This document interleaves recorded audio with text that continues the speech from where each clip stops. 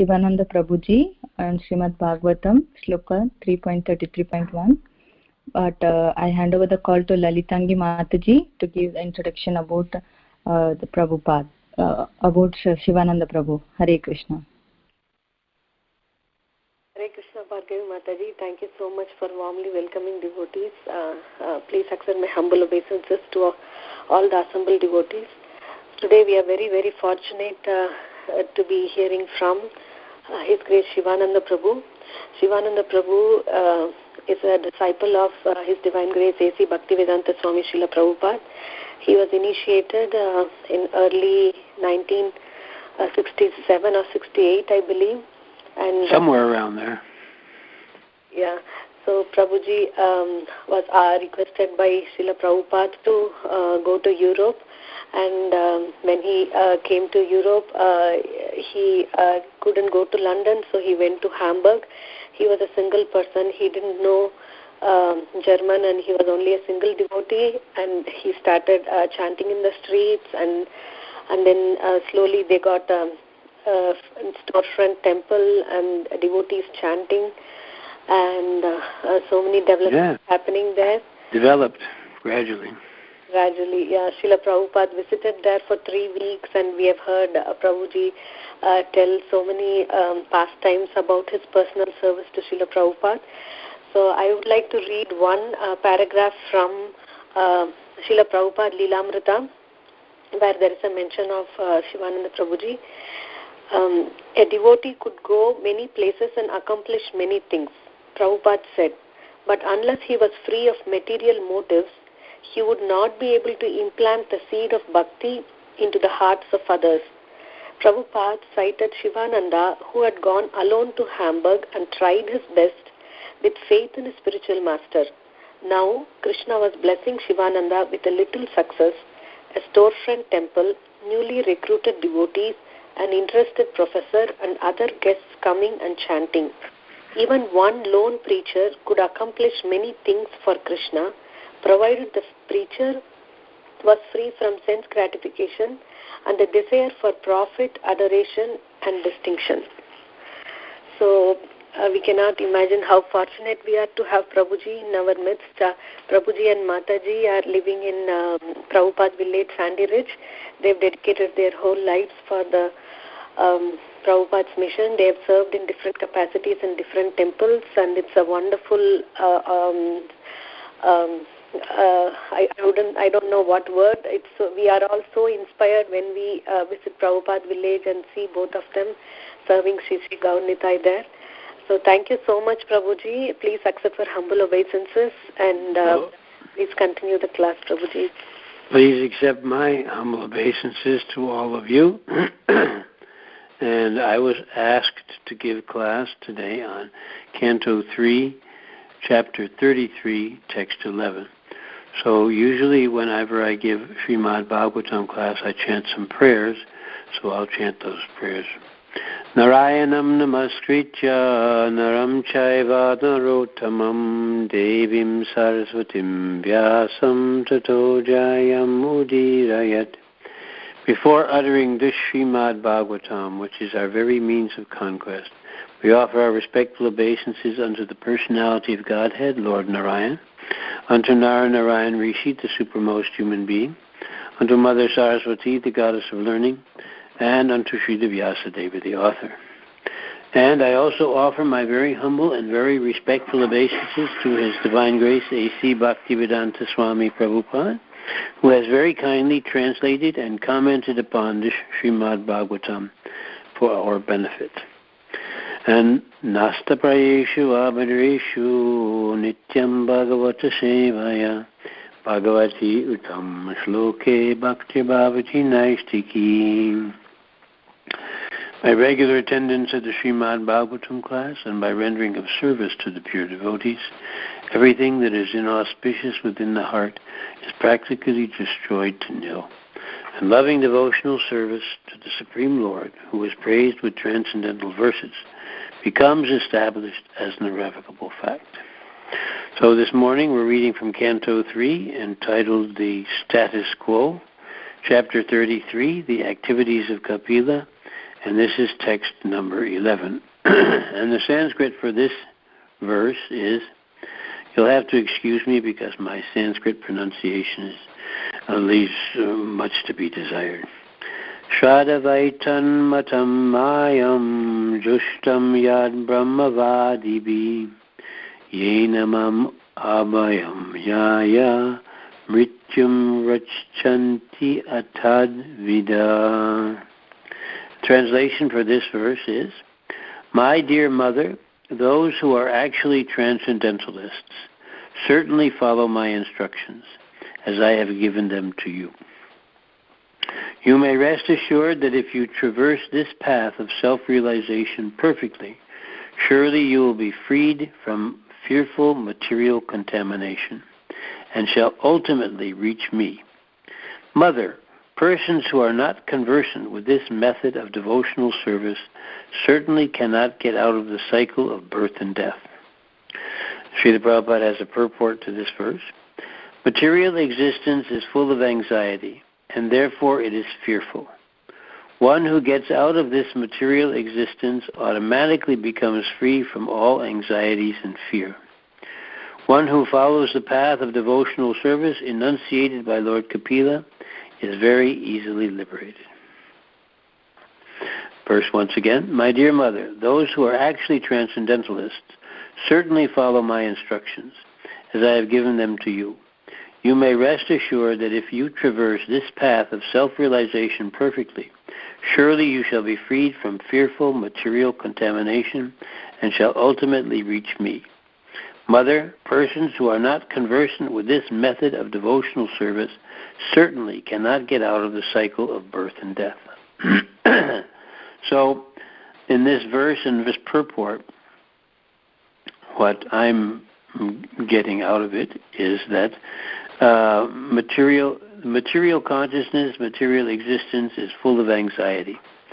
That means kunta. And Vaikunta, which is the Lord's abode, is a place where is completely free of anxiety. So, living in the material world, there may be different situations which may put us into anxiety. And we have to kind of like be aware that this anxiety is usually coming from the modes of material nature and usually coming from our contamination in the modes of material nature, and so therefore there may be some anxiety, there may be some fear. Mostly this fear is due to the misconception of who we are. When we actually understand that I'm the spirit soul, that I'm not the body, then there's no fear, no anxiety. Because Krishna explains in the Bhagavad Gita that you and I are spirit souls, not the body, and that you and I are eternal. So, if we were not eternal, maybe I should go back to another point, that in spiritual existence, it's called Satchitananda Vigraha. Sat means eternal, Chit means full of knowledge, Ananda means full of bliss, and Vigraha means in perfection of form. So, material existence is certainly not Sat, it's Asat. So our body is born at a certain point, and then our body, because it's born, it has a beginning. Everything in the material world that has a beginning has an end also. So Krishna explains that there's no beginning and no end for the soul. So something which has a beginning has an end. Something which has no beginning, then it's you can understand it doesn't have an end. So this is the nature of the spirit soul. And there's also Chit, which means full of knowledge, And we, unfortunately, in material existence, we have to go to school. We have to so many things we have to learn about functioning in the material world. And this has a tendency, because if we don't function properly in the material world, then there's suffering, there's difficulty. Take for example, people in the material world, they eat all kinds of nasty things that aren't offered to Krishna, or go back even further than that, they're not offerable to Krishna. Krishna says in the Bhagavad Gita, if you offer me in love and devotion a fruit, a flower, a leaf, or water, these things I will accept. And he also says that in another place that persons who don't eat food which is offered as sacrifice, they're eating only sin. I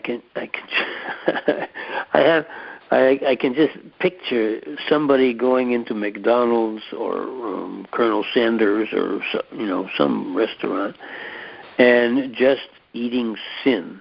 And I mean, it's really and when you hear that, it's like, wow, eating sin.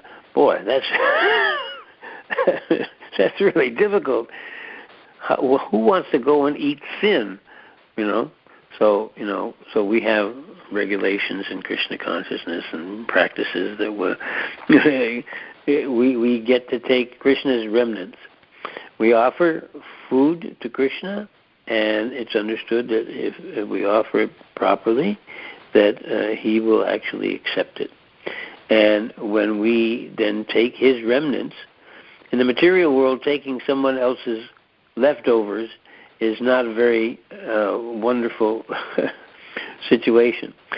But to take Krishna's leftovers, that's something very special. That's very nice. So the idea is that when we offer food to Krishna, he accepts, and he's eaten it.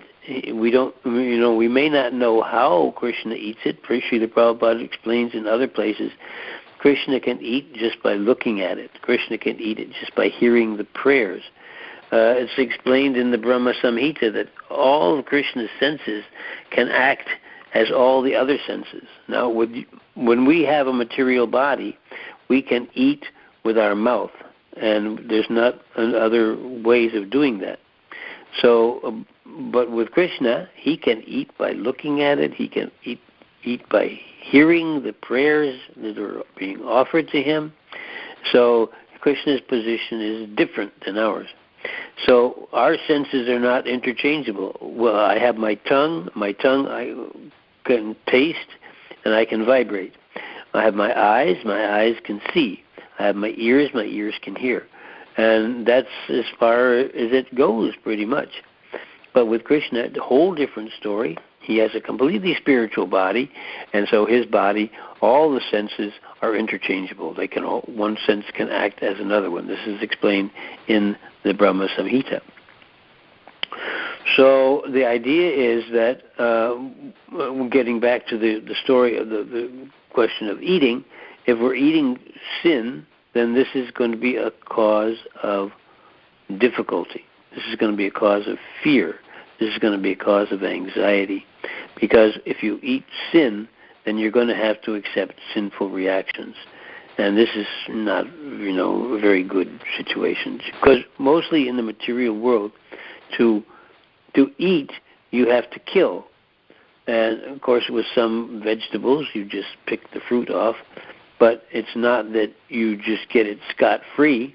You get an eggplant from the eggplant plant, and you're taking an eggplant, you're taking the fruit of the eggplant, and so then you owe something to the eggplant plant.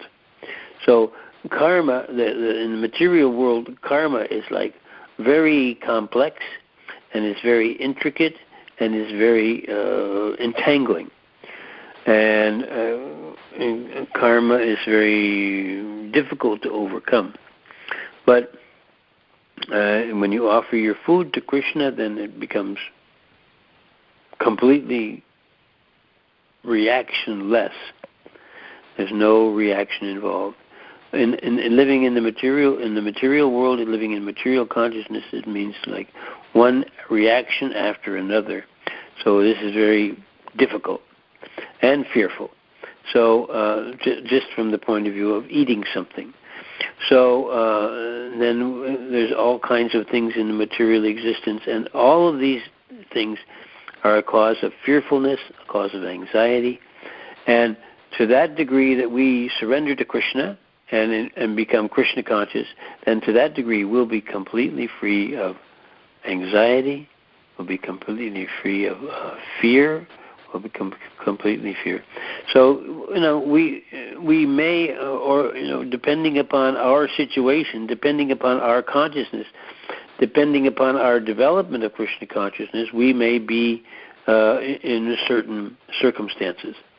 So, I can remember one circumstance. I was cooking in the kitchen in Philadelphia, and I walked out from the kitchen to the outside, and I accidentally stepped on a wasp, and the wasp stung my foot, and I was immediately I was in bodily consciousness.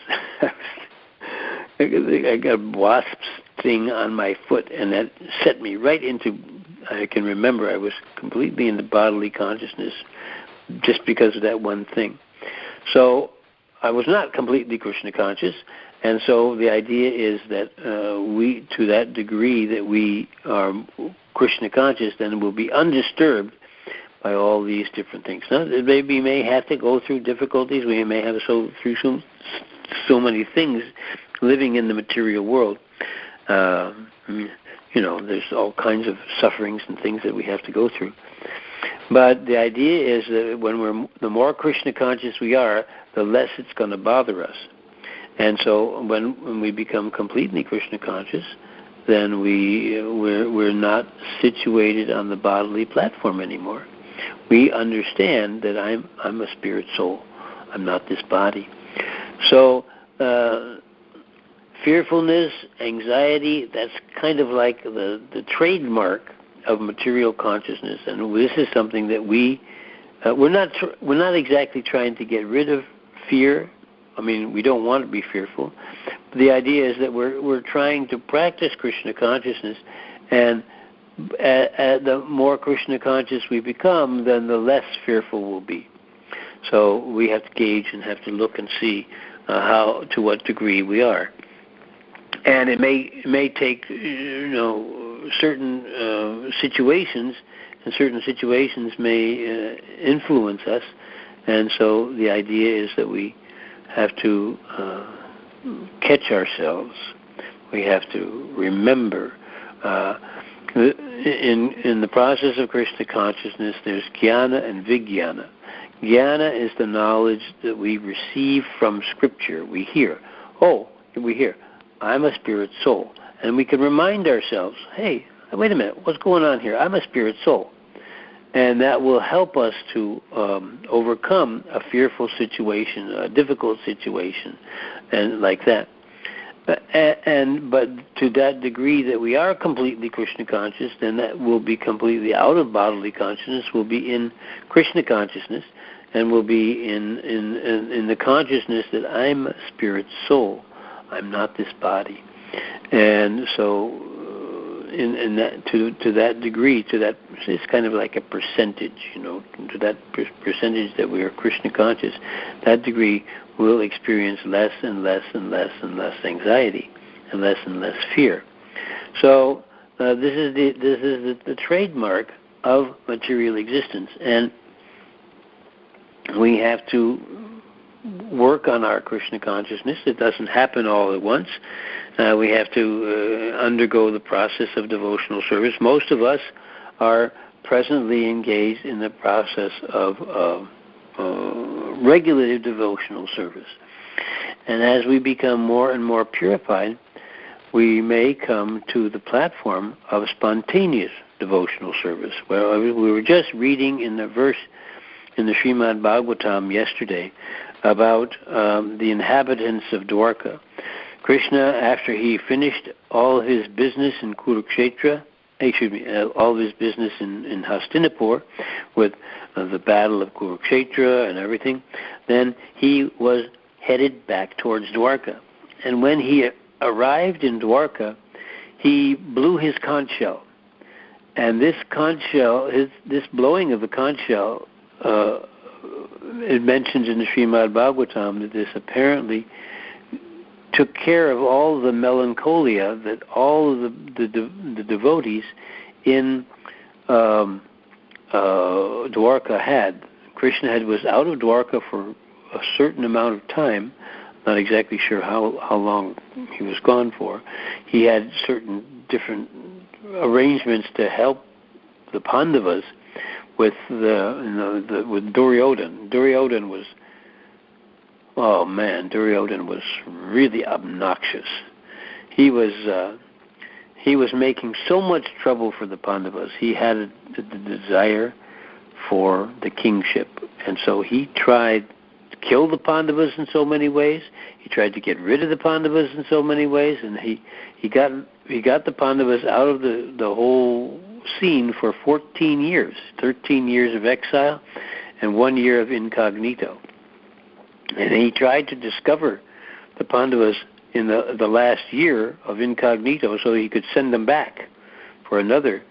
And by Krishna's help and Krishna's mercy, he wasn't able to do that.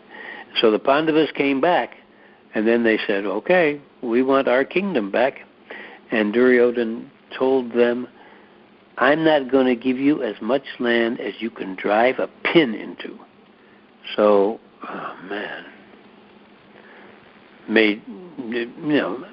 caused the Battle of Kurukshetra. 640 million people were killed in 18 days, and Krishna had to stay away from Dwarka for some time because this was all big to do. And so then, when it was all finished up, then Krishna was returning to Dwarka, and all the devotees in Dwarka were very pleased and very happy to hear Krishna's conch shell being blown. And Prabhupada says in the purport that this is a symptom of somebody who's on the spontaneous platform. Spontaneous platform means that we understand our relationship with Krishna, and we're behaving in a spontaneous manner in that relationship. And so this is a very wonderful platform to be on. So the inhabitants, Prabhupada says in the purport that the inhabitants of Dwarka, they were exhibiting the spontaneous platform. So this is something which you and I are all aspiring for. We're working towards coming to the platform of spontaneous devotional service. And this will one day, sooner or later, depending upon our advancement in Krishna consciousness, will actually become manifest. So right now we're involved in the regulative devotional service, and we all may have different degrees of realization of that Krishna consciousness, and so we, in the same proportion that we have the development of Krishna consciousness, to the same degree we have the lessening or the getting rid of fear and anxiety in our lives. So we'll have to, each one of us can see to what degree. This is kind of like a test. Kind of like Prabhupada said something like, we have a test tube and we can test things. And the idea is that we can test and see how Krishna conscious we're being, to what degree we're free from fear and anxiety, and we can judge for ourselves. We can take the measure of our own lives and see. So this is the idea, and this is what Kapila Dev is telling his mother, that who if you traverse this path of self-realization perfectly, surely you shall be freed from fearful material contamination and shall ultimately reach me. And those who are not conversant with this process cannot get out of the cycle of birth and death. So this is the situation being explained here by Lord Kapila Dev to his mother, and we can, judge for ourselves how you and I are all doing as far as anxiety and fear are concerned in our lives. And there may be certain circumstances and certain situations which are arranged by Krishna, which would ordinarily put us in anxiety and fear, and we have to learn to adjust to this and come out of that fear and anxiety by our development of Krishna consciousness. So I'm going to read the verse over once again. My dear mother, those who are actually transcendentalists certainly follow my instructions as I have given them to you. You may rest assured that if you traverse this path of self-realization perfectly, surely you shall be freed from fearful material contamination and shall ultimately reach me. Mother, persons who are not conversant with this method of devotional service certainly cannot get out of the cycle of birth and death. So we have an assurance there. We have an assurance by Lord Kapila that if we practice things nicely, we'll get free from fear and we'll get Krishna at the end. And so we just have to keep at it, keep doing it, keep practicing, keep chanting, keep reading, keep doing. There's many different processes of devotional service. There's Shravanam, Kirtanam, Vishnu Smaranam, Archanam, Vandanam, Dasyam, Sakyam, Atmanivedanam. And there's many different practitioners who have taken up one or more of the practices of devotional service and have become successful. And so we should feel assured, we should feel blessed by the Lord if we pay attention and apply ourselves to these processes of devotional service, that we will be successful. So this is very nice, very much of an assurance, very much of a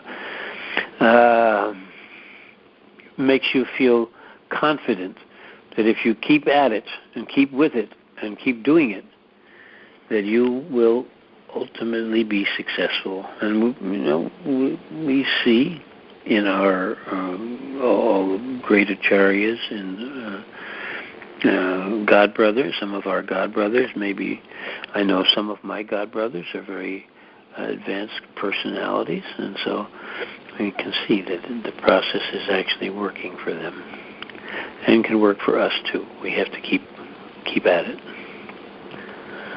So I'll stop there and see if anyone has any questions or comments, corrections, observations, realizations, anything that anyone would like to say. I spoke for some time and you listened, and now it's time for me to listen and you to speak.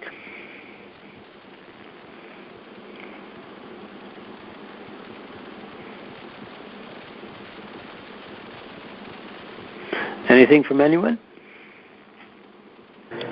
Hare Krishna, Prabhuji, can you can you tell us about some of the pastime in the service with the Srila Prabhupada that you have some association, something about it?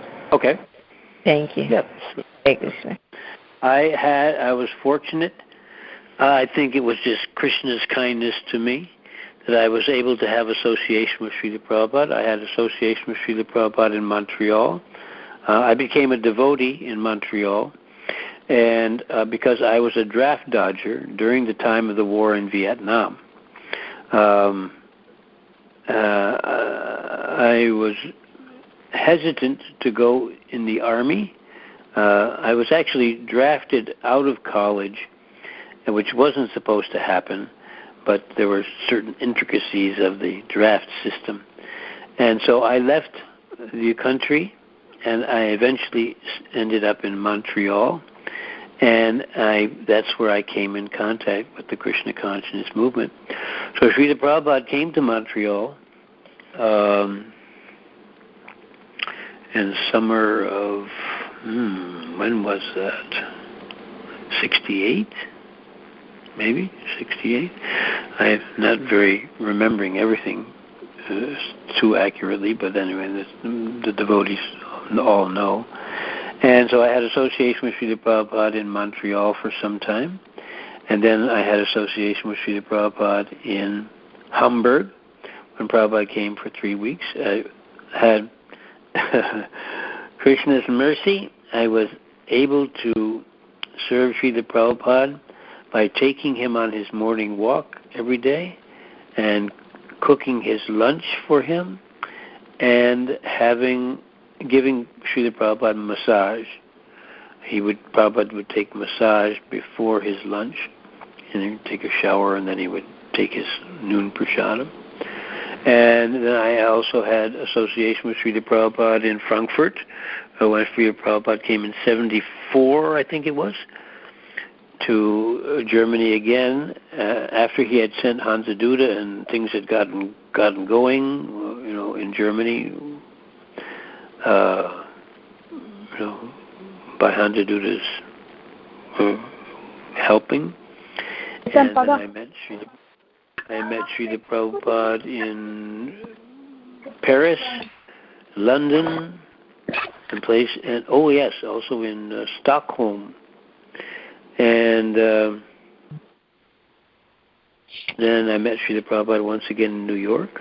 I think it was the year of the first Rath Yatra, if not the big first Rath Yatra in New York. So Krishna was very kind to me. He gave me some association with Srila Prabhupada, and it was not like a close associate, like a servant or like that, but I did get some nice association. And I was just thinking the other day about one particular preparation which I made for Srila Prabhupada that he really liked. And Srila Prabhupada is famous for liking puris. And I think he said when he was younger, he wouldn't even eat chapatis. He would only eat puris. But I was experiencing Srila Prabhupada when he was traveling by air from Hamburg to London. He visited us in Hamburg before he went to London, where the devotees were staying at John Lennon's estate. And I was cooking for Srila Prabhupada that morning, and he wanted to have puris. And so I made a batch of puri dough up, and then I was making puris. And Prabhupada kept asking for more, and he tried more. And I kept making puris one after another. And then I usually when you make puris, and for someone, you usually have some puri dough left. Well, I completely ran out of puri dough cooking for Srila Prabhupada, and so Srila Prabhupada had puris to the max on that particular day. Sometimes, I guess, when Srila Prabhupada would take a flight, he would load up on prasadam, and so he loaded up on puris on that particular day, and I was very fortunate to be able to make puris for him. Unfortunately, I ran out of dough. I think Prabhupada would have had more puris if I had more dough. So that was a nice circumstance. Another instance that took place in Montreal when I was serving Srila Prabhupada, that was in fairly early days in our movement. There weren't so many devotees. At that time, Srila Prabhupada was being taken care of by Gaurasundar and Govindadasi. And Srila Prabhupada had an apartment outside the temple, and you could go and visit Srila Prabhupada. So but what you had to do is you had to walk down the alleyway and then come in the back door and ask Govinda Dasi or Gorsundar if you could go and see Srila Prabhupada. So we decided, okay, let's go over and see Srila Prabhupada. In those days, it was a little bit more intimate and a little bit more informal. So we were walking along down the alleyway to the back door, and lo and behold, there was Srila Prabhupada taking his massage. This was, Prabhupada would take his massage before his lunch. And he was taking his massage out in the sunshine. The summer in Montreal is fairly short, and the winter is fairly long. But in that particular time, Srila Prabhupada came to Montreal. There was some sunny weather, some nice weather. So sometimes Srila Prabhupada would take his massage out in the sun. So here we come walking down the alleyway, and there's Prabhupada sitting out and back, having massage from Gorsundar, I believe it was. And so we, taking advantage of the situation, we just came and we sat down. And the comment, the sunshine was a very prominent feature at that time. So Srila Prabhupada told us that in the universe there are planets where the trees are miles tall, and they're all being supported by the sunshine. So this is what Srila Prabhupada explained to us at that time. Of course, the sunshine is responsible for all life here on the planet. If we didn't have the sun, we wouldn't be here, because our life is existent. Our life is dependent upon the sunshine. We're dependent upon plants, and they're carrying on the process of photosynthesis. So that's what Srila Prabhupada told us, that there are planets where the trees are miles tall, all being supported by the sunshine. And also, when Srila Prabhupada was in Montreal, I was taking a walk with him, and we were crossing a street. And Srila Prabhupada turned to me and he said, Krishna explains in the Bhagavad Gita and other places that he who is preaching his message is very dear to him. And Srila Prabhupada then said, and our business is to become dear to Krishna, explaining that preaching was very important. Of course, Srila Prabhupada was very fully involved in preaching Krishna consciousness to all of us and to everyone. And so Prabhupada encouraged me in that way that, I should preach Krishna consciousness. Okay, so that's 3 stories. Is that enough? Or of course, it's never enough. Very much, yeah. Very much. It is a weekday, and so I'm sure that you may have all kinds of different things to do. And so, if that's all right with you, I'll stop there. You can go on. If somebody else has questions, then you can answer those questions, and then you can come back. Okay. Well, let's stop there, and then we'll see if anyone has any questions about the verse or becoming free from fear, and we'll see if anyone has any other questions about Srila Prabhupada and wants to hear something else. Thank you very much, Prabhuji. Anything else from anyone?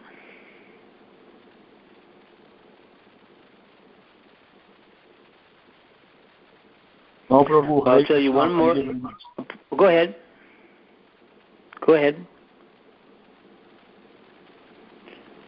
You started saying something, so I interrupted you. Excuse me. I was just there was a male voice. No question or comment. Thank you very much. Once again? I'll tell you one more story. Okay. It was the most striking. I've told this story many times. Probably all of you, some of you have heard it 4 or 5 times. But maybe there's someone here who hasn't heard it. I was taking a walk with Srila Prabhupada in Hamburg, and we were walking along a fairly wide street. And I had a question in my mind. I was going to ask Srila Prabhupada, and I couldn't formulate it into a question. I was trying to understand how it is that we become sick, how sickness comes upon us. And I was trying to understand, well, is this karmic reaction? Is it uncleanliness? Is it why do we become sick? How do we become sick? And so I was thinking about it, and I was trying to formulate it into a question. And Srila Prabhupada stopped right by the Christuskirche. The Christuskirche is a church near where the temple used to be. And he turned to me and he said, 90% of all sickness is caused by the mind. I didn't even formulate it into a question, and Prabhupada answered it for me. That was amazing to me. Srila Prabhupada either read my mind, or he understood from being together with me what I was thinking about, and he answered the question without my even asking it. So that was, to me, was amazing. And not just that was amazing, but the understanding that 90% of all sickness is caused by the mind is also another amazing thing, because I've heard Srila Prabhupada say in other lectures that there's a connection between the mind and the body, subtle body, gross body, and if there's some disturbance in the mind, then this will also affect the gross body. And Prabhupada spoke about Ayurveda, and he said that there's something shocking. If there's something slight shocking, this will it has an effect upon the gross body. So whenever I experience some sickness or something, I look in my life and I see, well, okay, is there something that's bothering me? Is there something that I'm not surrendering to? Is there something that I need to surrender to? Is there something that I need to develop in my devotional service that's bothering me, and so therefore I'm becoming sick? So in this way I meditate and I think about it, and I in this way try to understand exactly what's going on with me internally that's causing me to getting cold or get this or that, so many different things. So we have to be you and I can also be aware of this, and because sometimes we get colds, we get sickness, we get this, we get that, and it's usually caused. Prabhupada said 90% caused by the mind. But there's another 10% that's not caused by. So that may be of another source. So that was interesting to me, and I remember that, and I keep that in mind whenever there's some disturbance in my life. And we can keep that and think about that also. So that was the most striking association which I had with Srila Prabhupada. So sometimes I ask other devotees. I asked Shyamasundar when he and I were at Sadhu Sangha retreat this last year, and I said, "What is the most striking?" Because for me there was a striking thing like that. What's the most striking for you of association with Srila Prabhupada? He said, "Oh, everything." He said, whatever Srila Prabhupada did, this was amazing. So for him, there was. Wasn't, I guess there may be some striking thing that he just didn't get into with me, but that was one of the most striking associations that I had with Srila Prabhupada. Okay, that's 4 stories. There's a lot more. You can next time I give class, you can ask me to tell some more. Some of you may have already heard all the stories 2 or 3 times, but anyway, some of you may have not. Okay. Anything else? Thank you so much, Prabhuji. You're bringing Srila Prabhupada alive in front of our eyes, and by repeatedly hearing these pastimes again and again, we are feeling so enlivened. Thank you so much. And me too. Prabhu, we liked you have Prabhupada Murti and his room and everything set up in your house. So beautiful. If you could, I don't know if we can see that. Somebody could take a picture and share it in the group for everyone to have darshan of your Prabhupada Murtis. And we have on our altar. We have.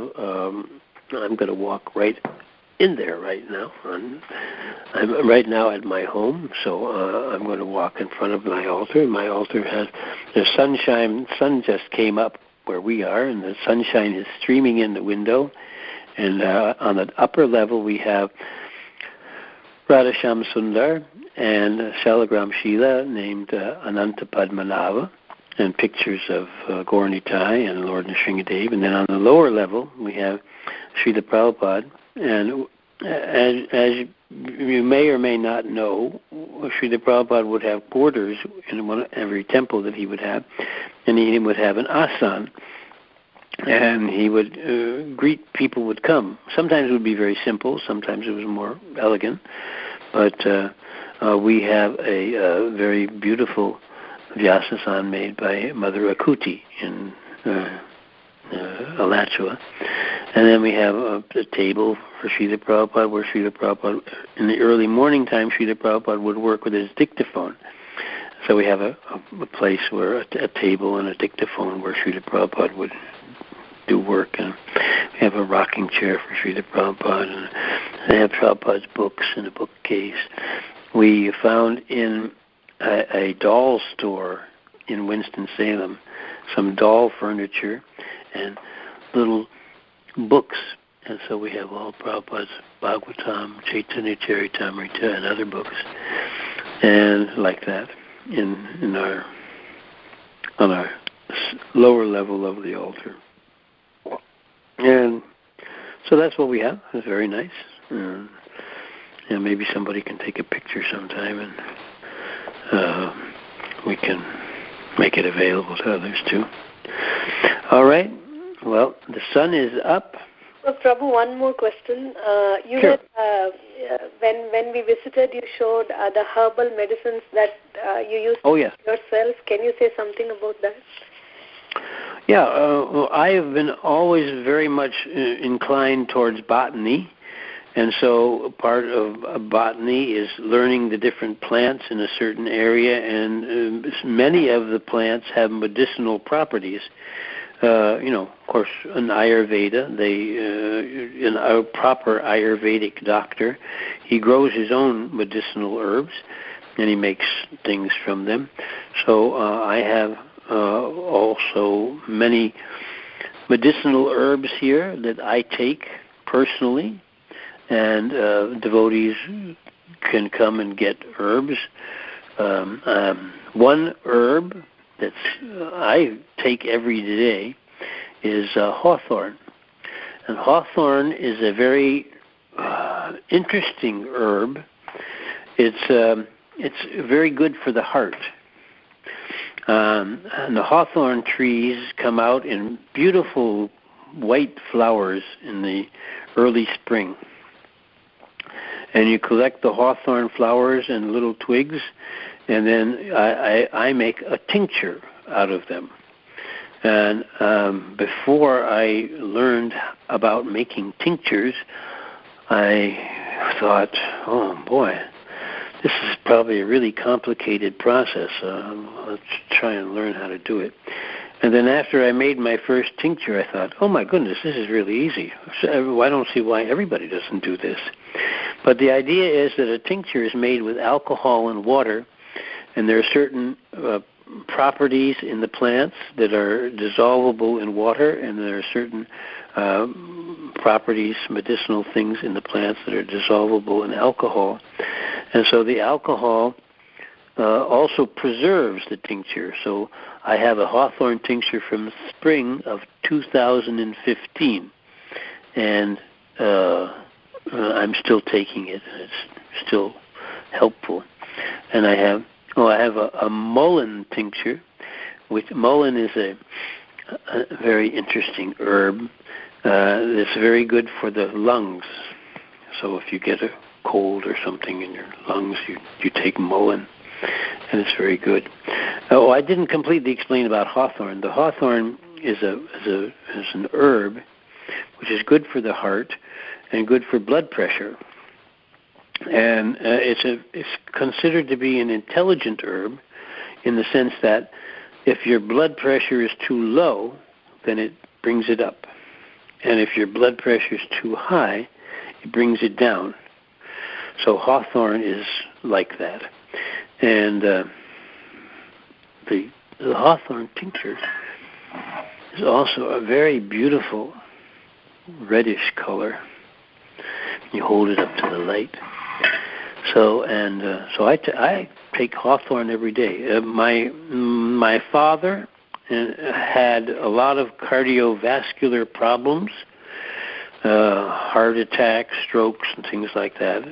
Of course, my lifestyle is a lot different from his, so maybe I don't have to undergo that, but still, I take the hawthorn tincture every day. And I have a bunch of other herbs that I do. So if you come sometime and visit, you can see all of them. And if you have some difficulties, you can have some tincture also.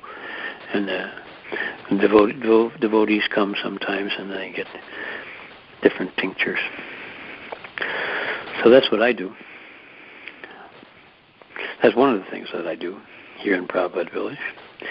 I also get firewood for my home, and I take care of the temple stove, and I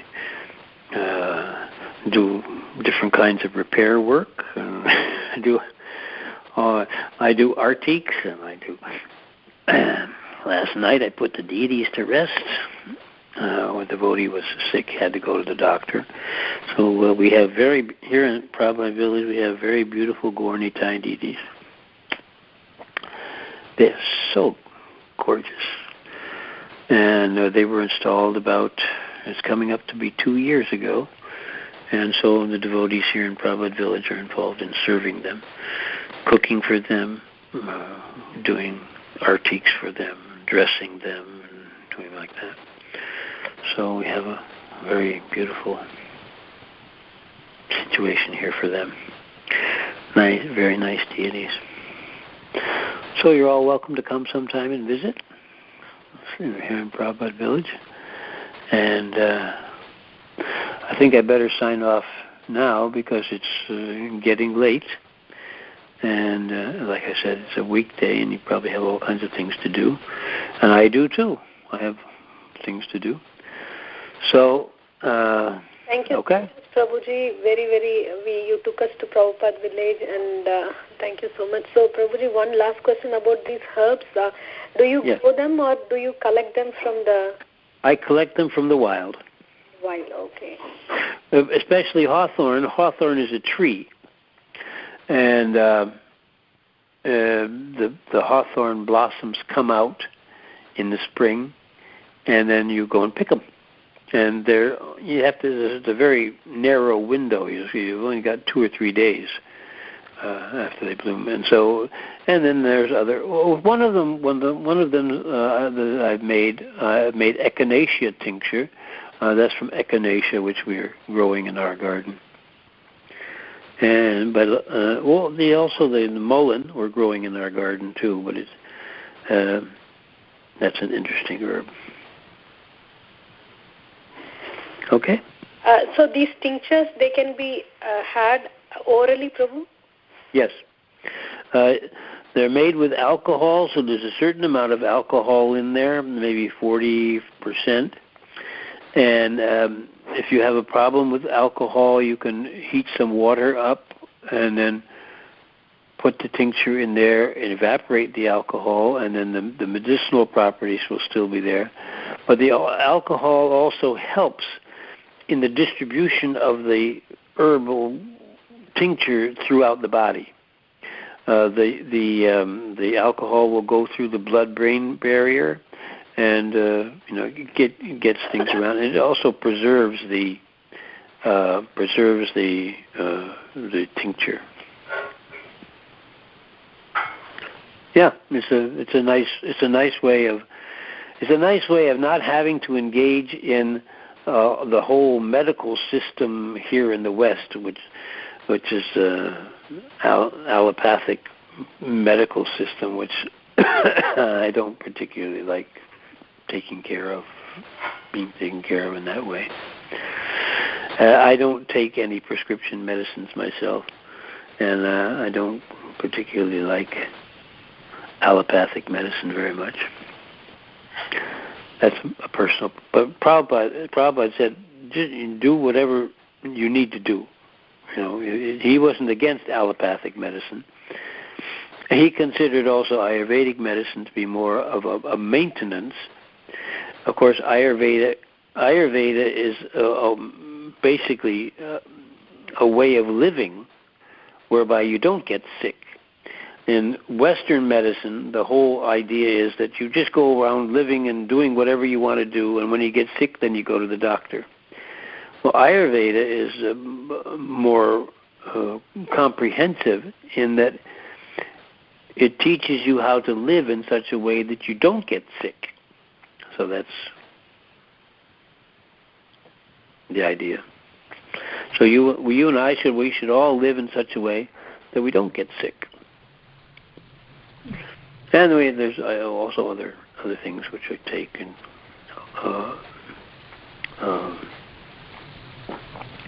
different types of supplements and probiotics and things like that. Probiotics are very helpful to maintaining the health of the body, things like that. Okay? Yeah. Hare Krishna, Prabhuji. Very nice. You are giving the information about medicine. So somebody on the group is asking what is the name of the medicine which regulates blood pressure, like if you have a low blood pressure, then it becomes it's called Hawthorne, and that's spelled Hawthorne, and is usually available in any health food store, and it's really it's a wonderful herb, and I have you can read about it. Just look up Hawthorne, and they use the hawthorn berries, and they also use the hawthorn flowers. And in one of my medicinal herbals here, I mentioned hawthorn. Let's see if I can find it. I'll find it for you here. But can you spell it again one more time? What was that again? How do you spell it? Yeah, I'll spell it for you. It's spelled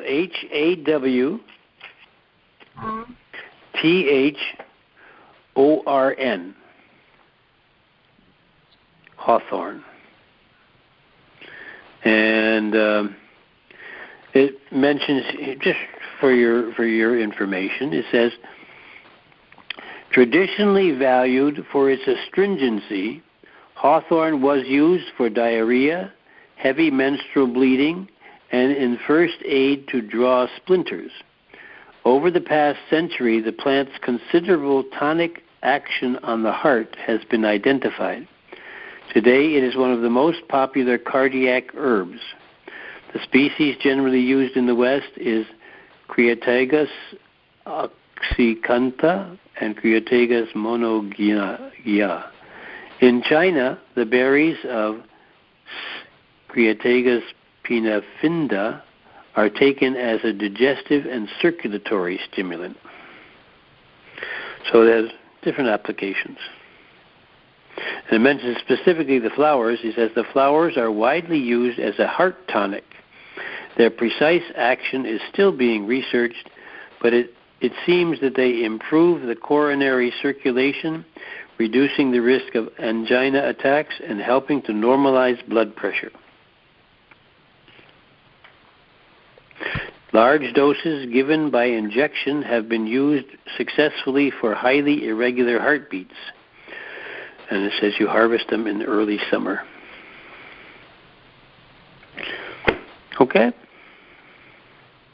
Yeah. HAWTHORN.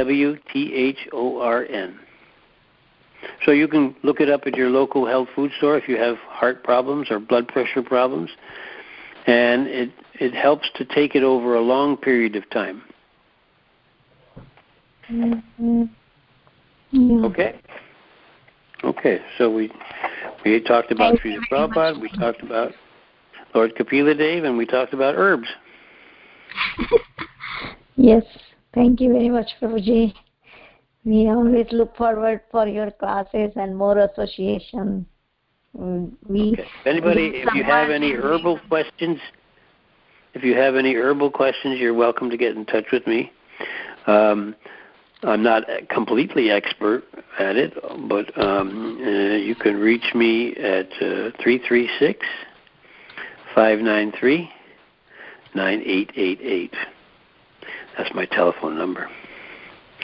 And or if you want to reach me online, my wife has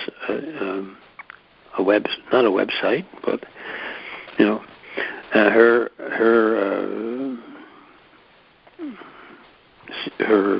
calling letters are Madan Mohan Mohini 72 at gmail.com.